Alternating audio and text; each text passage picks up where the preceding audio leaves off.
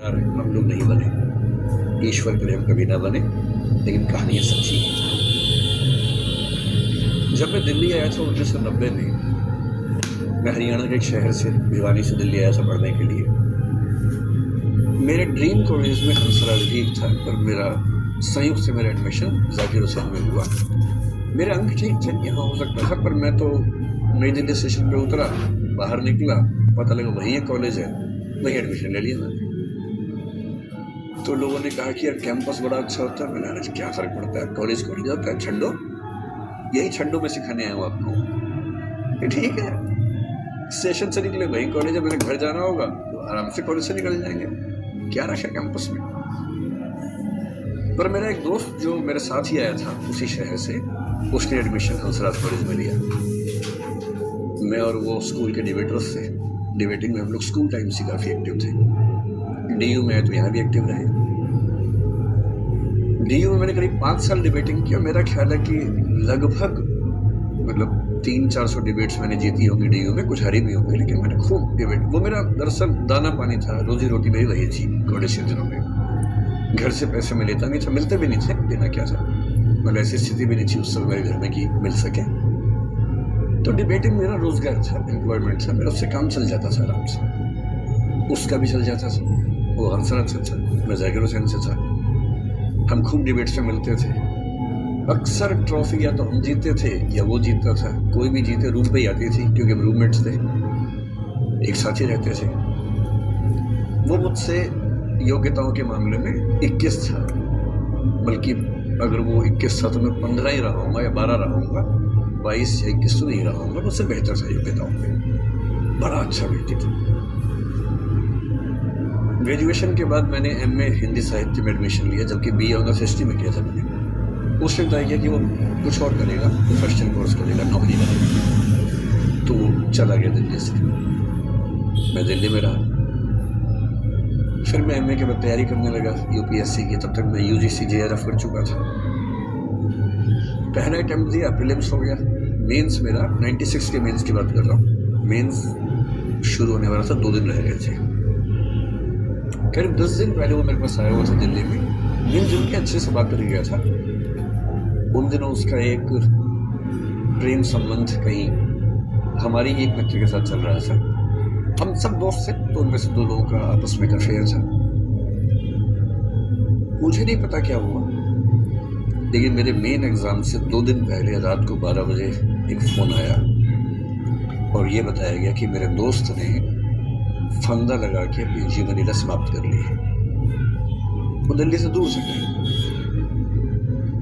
और जिस व्यक्ति के बारे में मेरी राय ये थी कि उतना जीवट वाला व्यक्ति कोई हो नहीं सकता, जो जिंदगी से हार सकता ही नहीं, जिसके होने से कई लोग हमेशा जीता हुआ महसूस करते हैं, वो चुपचाप एक बंद कमरे में जिंदगी से हार गया। मैं आज तक नहीं समझ पाया कि ऐसा कैसे होगा। बाद में टटोला, उसके पेरेंट्स से बात हुई, भाई से बात हुई, उन्होंने उसकी याद में एक सोशल वर्क शुरू किया ताकि किसी और बच्चे को ऐसा न करना पड़े। तो जो हल्का हल्का अनुमान हुआ वो है कि शायद कुछ ऐसा था रिलेशनशिप में जो नहीं समझ पा रहा था, और रिश्ता टूट ना जाए इसका दबाव बहुत ज़्यादा था, और वो दबाव झेल नहीं पाया। इस उम्र में ऐसा फेज आता है, कई बार आता है। ये एक कहानी है, हंसराज कॉलेज से ही जुड़ी है, इसलिए मैंने सोचा कि वहीं से बात शुरू करूँ। नाम जैसा कि मैंने कहा मैं नहीं बताऊंगा, तो नाम बताने का मतलब भी नहीं। और वो जिसकी मैं कहानी सुना रहा हूँ, आप लोगों के जन्म से पहले की बात है। आप तो सब 21वीं सदी वाले बच्चे होंगे ना, जेन ज़ी होंगे आप सब लोग, तो ये तो बहुत पुरानी बात है। एक दूसरी कहानी सुनाता हूँ, मैं आपको 2-3 कहानियाँ सुनाऊंगा, फिर उन सबका सार निकाल लेंगे एक साथ। दूसरी कहानी ये है कि जब मेरा सिलेक्शन हो गया 97 में, मतलब 96 अटेम्प्ट में पहली बार में मेरा सिलेक्शन हो गया था, मैं एक्सटेंशन लेके तैयारी कर रहा था। डीयू में मैं पढ़ा भी रहा था उस समय, तब मैं शायद डीएवी कॉलेज में था या अग्रसेन, मैं 2 जगह पढ़ाई डीयू में, तो उनमें से किसी कॉलेज में पढ़ा रहा था उस समय में। तो उस समय एक लाइब्रेरी है कैंपस में ही, सेंट्रल रेफरेंस लाइब्रेरी, आप जानते होंगे, CRL बोलते हैं। जो विवेकानंद जी की स्टैचू के सामने ही वो लाइब्रेरी है। उस लाइब्रेरी में नीचे सब बैठ के पढ़ते हैं और टॉप फ्लोर पे रिसर्च फ्लोर है जहाँ एमफिल पीएचडी वाले बच्चे पढ़ते हैं। मैं उस समय शायद पीएचडी कर रहा था या एमफिल खत्म हुई थी, वहीं बैठता था, पढ़ता था रोज। कई दोस्त पढ़ते थे हम लोग वहाँ। हम सुबह 8 बजे लाइब्रेरी खोलते ही वहाँ घुसते थे, रात को 1 बजे निकलते थे लाइब्रेरी बंद होने के समय। तो वहाँ एक छत थी, छत पे छोटी सी कैंटीन थी जहाँ हम लोग जब जब बोर होते थे दिन में 3-4 बार जाके चाय पीते थे। चाय पी ली, बिस्किट खा लिया, थोड़ी गप्पे मार ली, वो सब वहाँ करते थे। तो वहाँ मेरे बहुत सारे दोस्त थे, उनमें से कई लोग अब बहुत सीनियर सिविल सर्वेंट्स हैं, कुछ लोग प्रोफेसर हैं डीयू में। 2 बच्चे थे मुझसे जूनियर, 3-4 साल जूनियर थे, बड़े प्यारे बच्चे थे। मुझे उस समय तक पढ़ाई लिखाई का शौक अच्छा खासा हो गया था, तो वो रोज मेरे साथ बैठते थे केवल बात करने के लिए। किसी मुद्दे पर बहस करनी है तो बहस होती थी, समस्या थी। फिर मुझे पता लगा कि वो दोनों रिलेशनशिप में हैं, रिश्ते में हैं। दोनों ने शादी भी कर ली। उनकी योजना डीयू में पढ़ाने की थी या सिविल सर्विस की भी थी, शायद पता नहीं। मेरा इंटरेक्शन बहुत ज़्यादा उसके बाद रहा नहीं उनसे, क्योंकि सर्विस में चला गया था।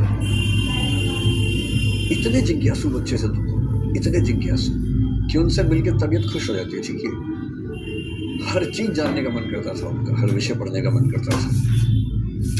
एकदम जीवन से भरे हुए बच्चे, आंखों में चमक ऐसे।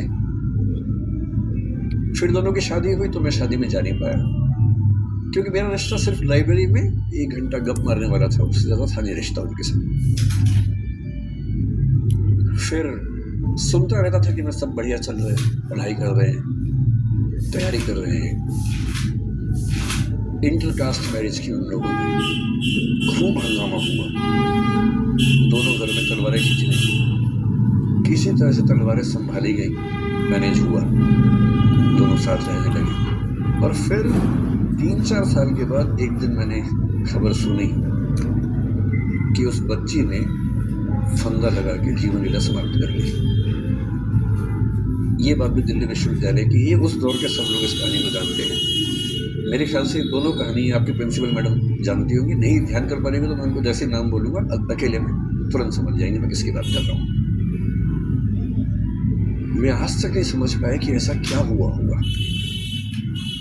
तो बाद में अनुमान जो हुआ वो ये इंटरकास्ट मैरिज, परिवार का दबाव, समाज का दबाव, आपस का दबाव, टॉक्सिक रिलेशनशिप, अंत में उस दबाव को न झेल पाना और जीवन समाप्त कर देना, ये हुआ।